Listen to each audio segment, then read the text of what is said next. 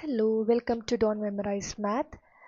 So we are starting with Cambridge IGCSE Mathematics, Core and Extended.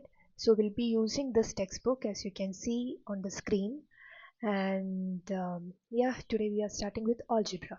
Okay, chapter 2, making sense of algebra. So in which we, in the textbook itself, in the beginning, you can see some getting started. So we are starting with these questions.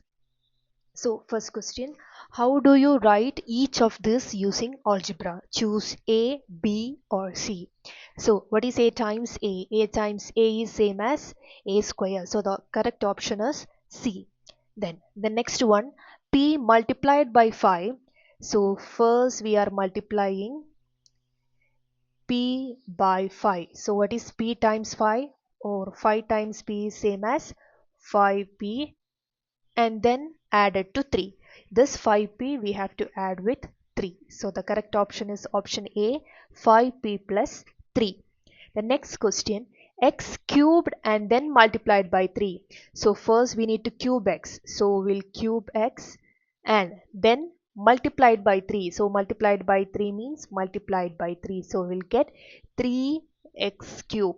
So why we are writing 3 in the beginning? Because so whenever you have an algebra, so there is one rule, that is if you have number and letters together, first we have to write number, like here it is 3 and then you can write letter.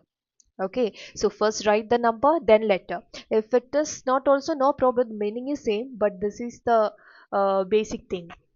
Then the next thing, if you have more than one letter, you have to write in alphabetical order. Suppose y, we are writing x then y. Normally we write xy, or yx is also same. The meaning is same because xy is same as x times y. It is same as y times x. So if you are writing xy and if you are writing yx, the meaning is same. But normally we say first we have to write, if you have more than one letter, you have to write in alphabetical order. So the correct way to write is XY. Okay, so if you are following, that is the best way to write the answers.